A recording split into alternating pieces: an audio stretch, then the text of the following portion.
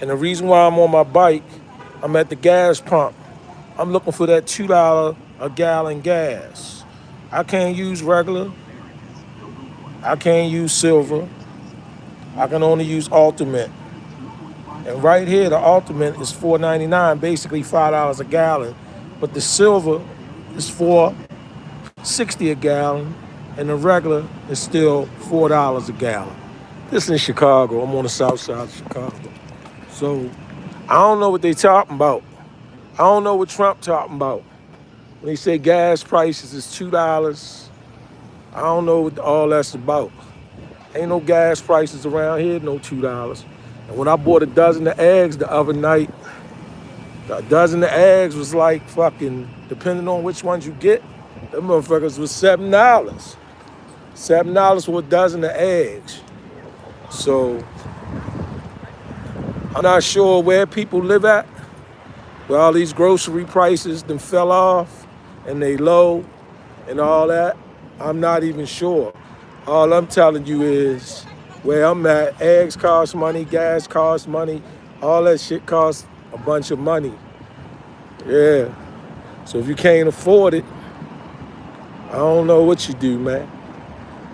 That's why it's like when you watch certain things on TV, you almost gotta ask yourself who they talking to. Is they talking to you based on your economics? Is they talking to you based on where you live at? Your logistics? Is they talking to you based on your socioeconomic background or whatever? A lot of times they not. You know, so a lot of that stuff, man, when they putting it out there about what is and what ain't, it don't have nothing to do with us, man. Or it might not have anything to do with you. And that's the sad part. Because then you run into somebody and they say, oh man, where I'm at, the gas price is cheaper. Eggs is cheap. Everything's cheap. Everything ain't cheap, man. Again, it's where you at. It's who you are. It's how much you making. But as always, if you need a lawyer, you can call Top Dog. Top Dog everywhere. They make sure they put the Top Dog lawyer shit all through the hoods. If you need a lawyer, man. Yeah. But anyway, I'm getting ready to grab me something on my way to the house. I'm gonna go live once I get at the house, man. But let me throw this at y'all. I was looking at a piece that Stephen A. Smith did about Megyn Kelly. Okay? So y'all know Megyn Kelly, the little cute white girl that she used to be on Fox or wherever she used to be, but she got her own shit. She got her own podcast, she's doing well. Of course, we got Stephen A. Smith. He the ESPN guru. He the first take guru. He got his own podcast. Stephen A. Smith got an XM radio show, a political show, a SCOTUS or POTUS, President of the United States type of political show. But Stephen A. Smith was talking about fake friends and loyalty and lack thereof. And he was just talking about different things that he be going through with people in the industry, especially with people of color. That's what it seems to be his thing. But I say like this, man. I say like this. I like Stephen A. Smith. I respect him because you can see the opportunities that he afford people that look like him. Black people, black women, black men. You can see it. It's not mysterious. It's not hidden. You can see it. These faces show up in places. They got jobs. It's whatever like that. But, having said that, at the same time, he does have a different energy. Stephen A. Smith does have a different energy, a different passion when it comes to the sisters and the brothers. Seriously. When I sit there and I hear him speak about other issues on your left side, when I sit there and hear him speak about other issues in politics, other issues with sports, other issues involving personal situations, I can tell you now, when he talking about somebody that don't look like him, like somebody white, somebody Asian, somebody with a different persuasion, he don't be all in. You can't see his temple popping out his forehead. You can't see it. His hairline don't pull back further than mine. You don't see it. He don't raise up out his seat and lean forward and be pointing with his finger and nose get all sharp, demonstrating all that vitriol and shit. But he do that when he talking about somebody black. When he talking about sisters and he talking about dudes that's black, he have all that negative energy. When he talking about white folks, he calm his ass down. I mean, you can see it. This ain't a theory. This is tangible. It's empirical. Just watch. Scrub through some of Stephen A. Smith videos. Scrub through the ones he do. Not the ones on just ESPN and First Take and on somebody else's podcast. His own. Just scrub through them. And you will see when he's going in and it's a sister, a black woman, he on 9. He's barking like 2 chihuahuas the size of pit bulls. That's how he talks when he's talking about them. When he's talking about white women or white men, or he's talking about the white politicians, the president, when he's talking about the FBI person that called them dumb and stupid, said that's the dumbest thing I've ever heard. When he talking about other people that's white that bring his name up on other podcasts and other news media outlets and other platforms, he will address it, but he addresses it at a very calm voice. He doesn't lean forward while he's speaking. He doesn't raise up. You don't see any veins in his forehead popping out his neck. None of it. He's not slamming paper up and down. He's not waving paper in the air. He's not doing none of the antics. None of those things. He's not doing it. He doesn't do it. And that's why when they say keep that same energy, when them people that don't look like you or look like us, and you speaking on them, keep that same energy, because he doesn't. He doesn't. Even tonight, I watched what he was saying about Megyn Kelly. Megyn Kelly basically was saying the shit that Jeffrey Epstein was doing with girls ain't that bad because they weren't 5-year-olds and they weren't 8-year-olds. They were 15-year-olds. They hadn't produced nobody that was a 10-year-old. You know, soft showing the dumb shit, man. You know how people do. They want to misrepresent how critical it is. They want to send you off on it. Well, it ain't as bad if you 50 and you putting your genitals in a 5-year-old's mouth versus a 14 or 15-year-old's mouth. But when he even explained that Megyn Kelly shouldn't have said that, which he said it, he did. When he went to explain it, guess how he did it, if you watch it? Calm voice.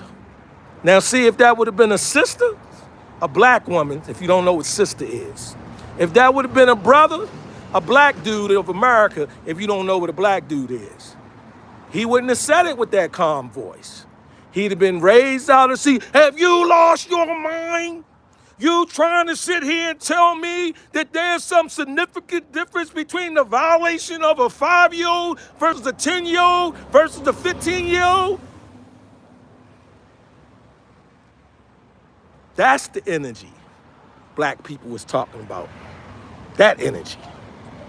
That's the energy them black women is talking about. Carrie, whoever, and Jamel, and all of them. That energy. That's why, to me, and this is my perception, because I don't know Stephen A. Smith. I don't even know who he know. This is all anecdotal. This is the untrained eye, the misinformed person, basically saying this. Stephen A. got a lot of connections.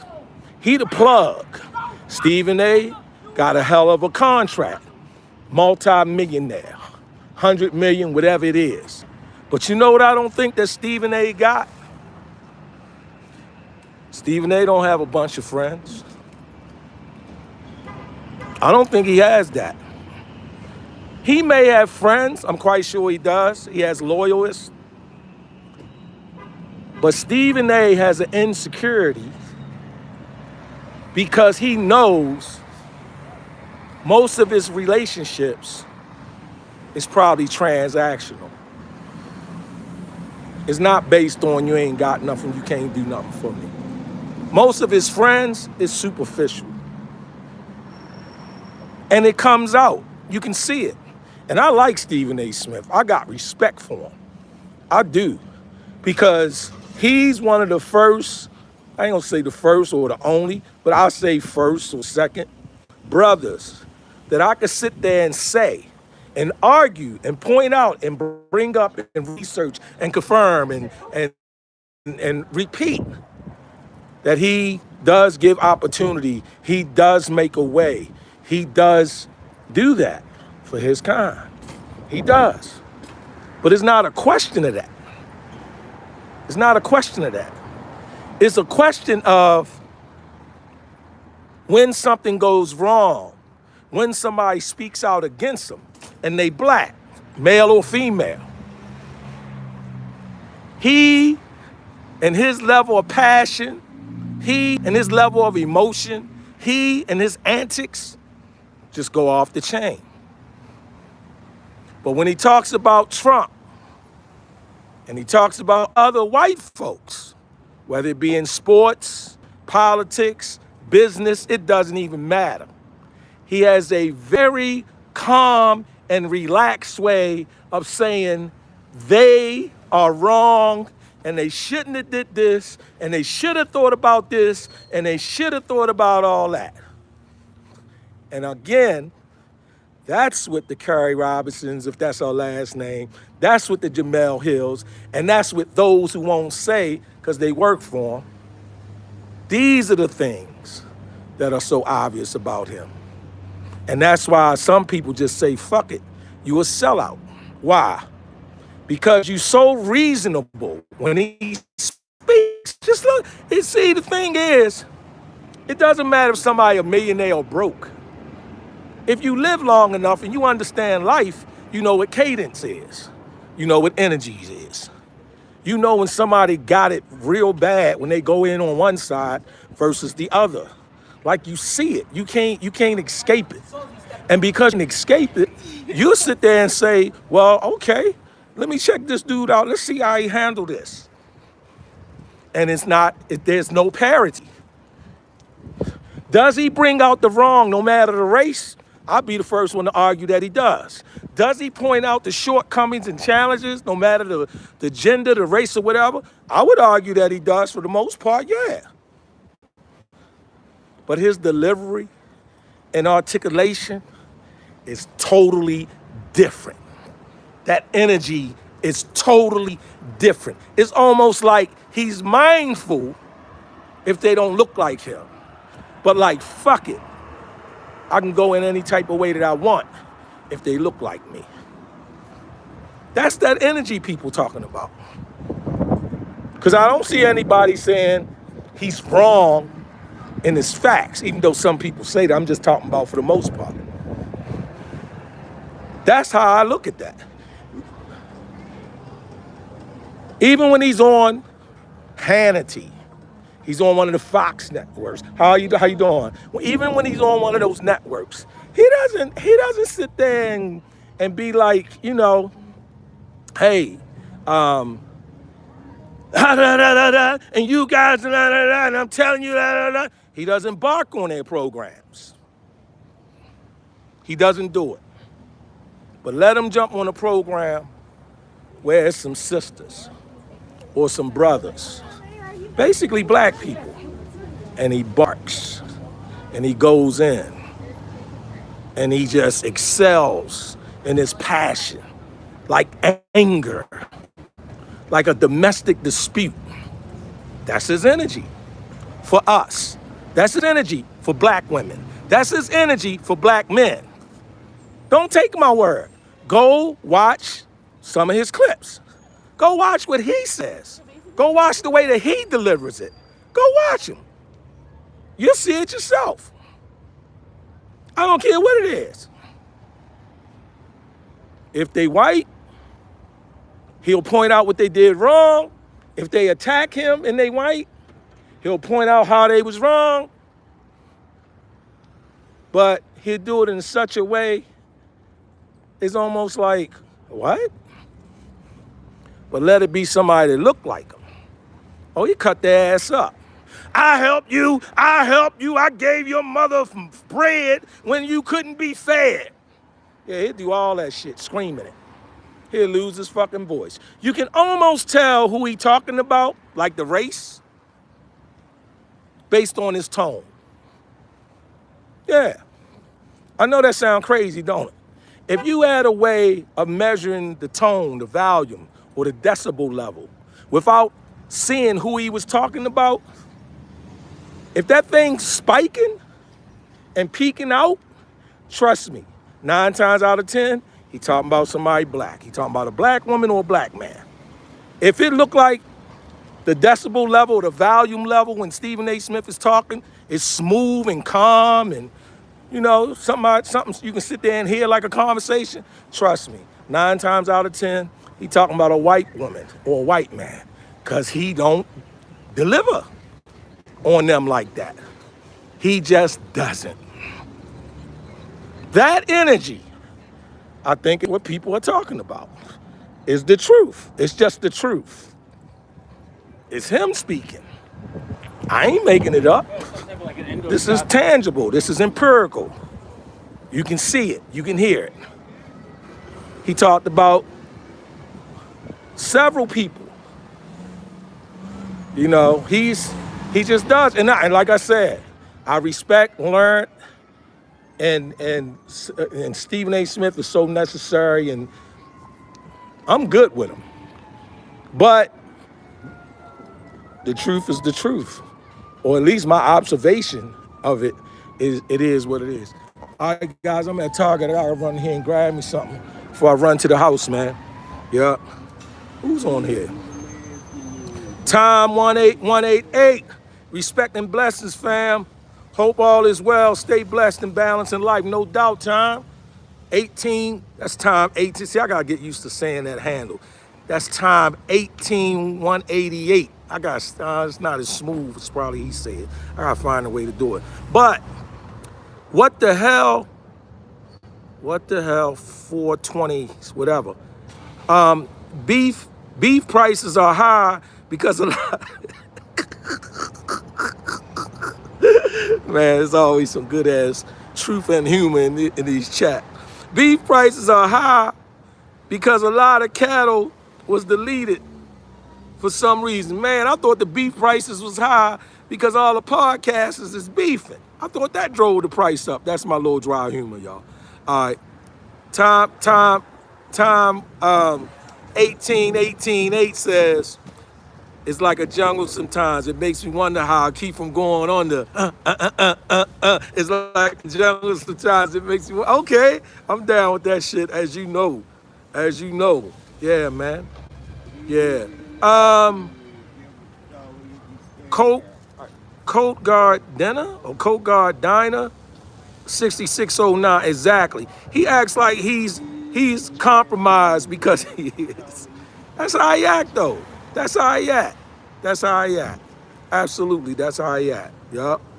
Who else in here, man? Marcus Banks, 7572. Much respect to you, Marcus. What's good, man? Yeah, it's Friday night in Chicago on the South Side, man. That's just what it is, man. Yup. Yo, Ozzy Viral. Shout out to Ozzy. I'm going backwards in the chat, y'all. I apologize. But anyway, yeah, that's what it is, man. So, again, is Stephen A. down with the facts? I think he is. For the most part, does he present it in a way that can be understood? Yeah, I think he identifies. He brings the shit out. But does he have a different energy for black women and black men? Absolutely. Absolutely he does. It's all anger. It's like hostility. It's like a domestic abuse when he's speaking about black women and black men. But when he's speaking about them white women and white men, he's the calmest dude you can find on the internet. He sit his ass down all relaxed and composed and being proper and making sure all the dots. You heard him the other night when he was speaking about Michelle Beale. Yeah, when he was speaking about Michelle Beale, what was the first thing he said when he started speaking about Michelle Beale? Yeah, the white woman that went in on him. What did he say? He said, I got a lawyer. I want y'all to know I got a lawyer. I want y'all to know what my lawyer told me I could say. He don't talk about having no lawyer when he talk about Jamel Hill. He don't talk about he got a lawyer when he talk about Carrie Robinson or whatever her last name is. He don't talk about he got no lawyer when he talking about black men. He don't never qualify what he get ready to say with a lawyer, like he got some parameters, the way he get ready to go off on them. He just go to fuck off like he out on the corner somewhere talking to some nigga that ain't got nothing else to do. He sounds just like I do right now, with all that heat, with all that fucking energy, with all that passion, with all that anger, with all that hostility. That's how he go with them. He don't do no hesitating. He don't do no checks and balance. He don't remind you of shit unless he did something for them. That's all I'm saying, man. That's why when them black women say, have that same fucking energy for the other side of the litmus test. That's all. They not saying don't have it for me. I ain't heard none of them saying don't have it for me. They say have that same energy. Meaning, nigga, when you a pit bull, when you speaking about black men and black women, be the pit bull when you speaking about Megyn Kelly. Be a pit bull when you speaking about Cuomo. Be a pit bull when you speaking about what's dude name? They call him dumb and stupid on national TV. Call them all kind of dumbs and stupid. And the only thing Stephen A. Smith said on this show was, I don't think I'm trying to get on the wrong side of him. That's all you got? You're not trying to get on the wrong side of a motherfucker that called you dumb and stupid in front of everybody? You're not trying to get on him. That's all you got for him? Where was the truth for him? Where was the integrity for him? Where was the energy for that white man calling you dumb and stupid? Where was that? You couldn't let the sisters slide? You couldn't bow and cow down and genuflect and say, you know what? That's just where they at. So be it. It's good. No. You're going to bark and holler and bite and rip and tear and break and chase as much as you can. That's what you do. That's the energy that they talking about.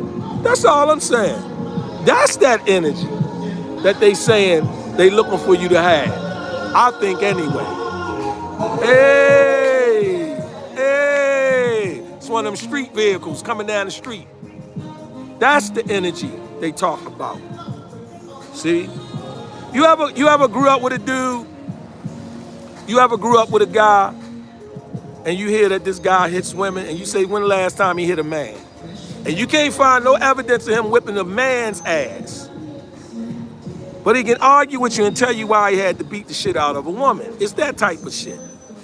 You know, have the same energy. That's all they asking them to do. Not correct the facts. Have the same energy. And I gotta say it, he does not be having the same energy. I'm gonna go through some clips of him when he's talking about somebody white being wrong versus somebody black. When he's going in on somebody white saying something about him, he doesn't disagree, versus when he's going in on somebody black saying he don't disagree. Total, it's two different personalities, man. I'm serious, and you can see it. It's not, you gotta have a psychiatry degree or a social science certificate or be a behaviorist. No, it's none of that. It's just simple observation, common sense, and you live for a while and you know what this thing look like on both sides. You know what energy is. That's all it is. Somebody asked me about Marcus Banks. I'm gonna be like, yo, I always get good energy from Marcus Banks. Yeah, but when he come on my podcast and he leave a comment, he always saying some BS. Hey man, I don't know nothing about that. I'm gonna tell you what my experiences with him. Now, if it's somebody that normally go in and chastise me and talk about me and make fun of me or attack other people in my chat, if I run into a dude and we talking about, you know, the content creation and the experience and dealing with chats, and he says, yeah, such and such, man, he ever come up in your chat? I say, yeah, he always going off on everybody, man. He attacked me. I don't do nothing, but when he attack other people in the chat, I block him from the channel a few days or I put him in timeout. That's what I'm gonna say.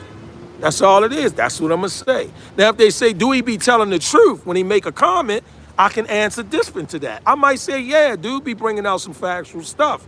But it's just that, you know, he be calling people out their name. See, those are different things. That's all I'm saying, man. Joyce Osby. What up, Joyce? I don't know who you asking how they doing, but I'm gonna speak to you because you speaking to somebody. All right, guys, I'll hit y'all later. I'm gonna jump in Target and grab me some stuff. Go back to the crib, man, and you know, do what I do. Relax, relax, relax. Peace.